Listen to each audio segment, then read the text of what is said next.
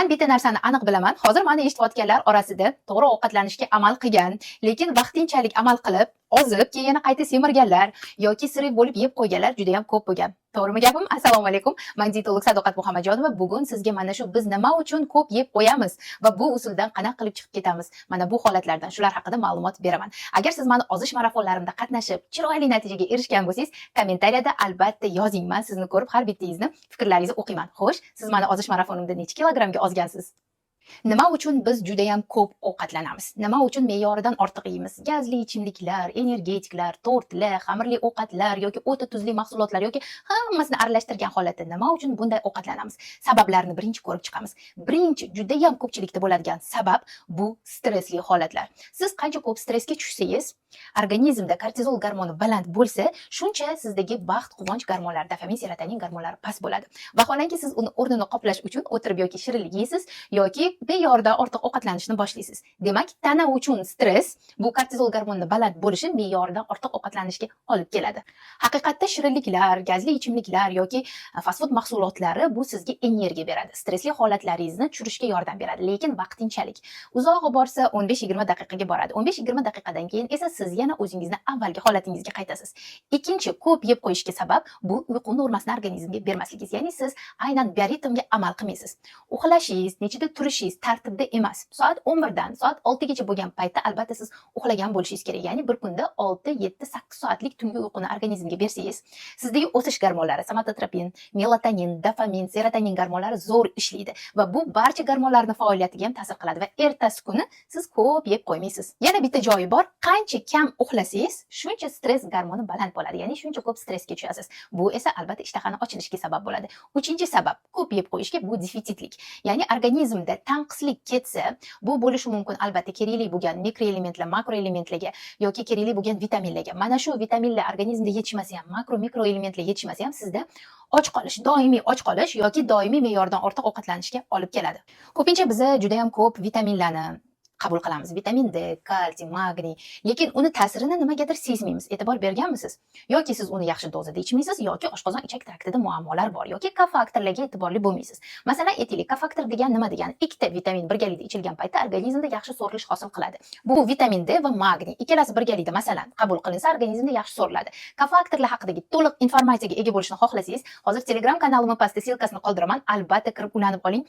O'sha Telegram kanalimda kofaktorlar haqida to'liq ma'lumotlar bor. To'rtinchi sabab esa bu balanslashmagan ratsion.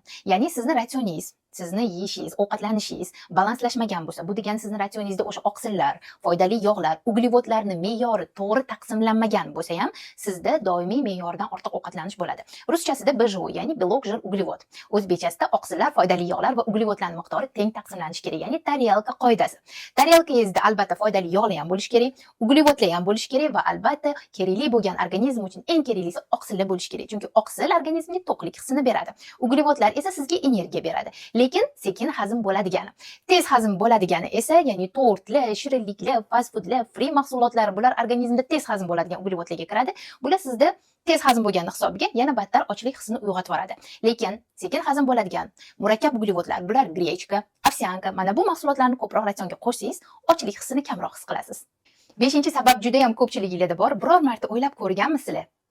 Nima uchun aynan siz me'yordan ortiq ovqatlanasiz? Agar o'zingizni me'yordan ortiq ovqatlanishingizni sababini topgan bo'lsangiz, yozing kommentariyaga. Nimadan deb o'ylaysiz? Beshinchi sababga lekin juda ham ko'pchilik amal qiladi, bu ermakdan. Ya'ni zerikkaningizdan, ermakdan ko'p ovqatlanasiz. Televizor ko'rib yoki nimadir bir ish bilan shug'ullanayotgan paytda nimadir cho'qilab yeb o'tirishingiz kerak. Mana bu holat ortiqcha perikuslar insulin gormonini oshiradi va qarabsizki, siz me'yordan ortiq ovqatlanishni boshlaysiz. Endi siz bilan sabablarini ko'rib chiqdik. Endi nima qilamiz? Bu usulga qanaqa yechim topamiz? Birinchi usul: uyingizga keraksiz bo'lgan, sizni sog'lig'ingizga zarar keltiradigan mahsulotlarni olib kirmang.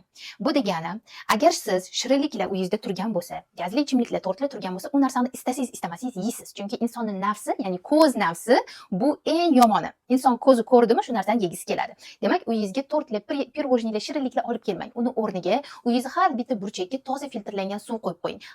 Hattoki bolalaringiz ham mana shu u yoqqa bu yoqqa o'tgan paytda suv ichishga odatlanadi.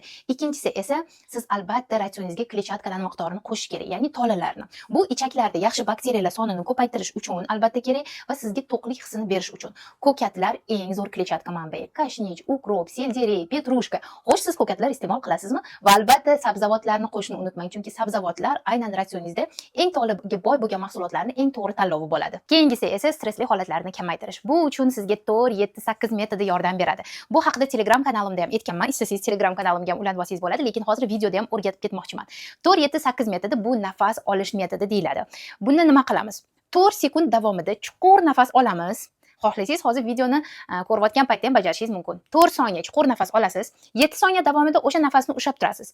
8 soniya davomida u nafasni sekin-astalik bilan chiqarasiz. Mana bu nafas olish metodini har kuni uyqudan 2-3 soat avval bajaradigan bo'lsangiz, 3 marta qaytargan holatda o'zingiz ko'rasiz, stressli holatlaringiz ancha kamayganini va uyqungizning sifati ham yaxshilanadi. Keyingi usul esa defitsitlikni to'ldirish. O'zingizda qaysi vitaminlar yetishmasa, o'sha vitaminlarni istasangiz badla qabul qilgan holatda, qo'shimcha dori preparatlarini qabul qilgan holatda, qo'shimcha istasangiz vitamin B gruppasiga mos bo'lgan, vitamin D guruh qaysi mahsulotlarda bo'lsa, o'sha mahsulotlarni ratsioningizga ko'proq kirgizish tavsiya qilinadi. Va albatta jismoniy harakatni ham unutmaymiz. Sizga nima yoqsa ko'proq o'sha ish bilan shug'ullaning. Yurish yoqadimi? Yuring. Yoki yugurish yoqadimi? Yoki raqsga tushish yoqadimi? Chunki jismoniy faoliyat eng muhimi stressli holatlarni kamaytirish va kamroq ovqatlanish uchun. Lekin jismoniy faoliyat ham bir kunda maksimum 1 soatgacha bo'lishi mumkin. Chunki undan oshsa bu tana uchun juda ham katta stress va siz yana battar och qolishni boshlaysiz. Keyingi oxirgi 3 ta muhim tavsiyam, bu eng muhimlari. Iloji boricha televizor qarshisida ovqatlanmang yoki telefon ushlayotgan paytda ham ovqatlanmang. Imkon darajada nimadir bilandir chalg'ishga harakat qiling. Hobbingizni toping, o'zingiz yaxshi ko'rgan ish bilan shug'ullaning. Sizga nima yoqsa o'sha ish bilan. Chunki bu ermakdan yeb qo'yishingizni oldini oladi. Va keyingi usullari bu yaxshilab chaynang. Yaxshi chaynamagandan keyin ovqat hazmi ham yaxshi bo'lmaydi va tezlikda och qolish bo'ladi.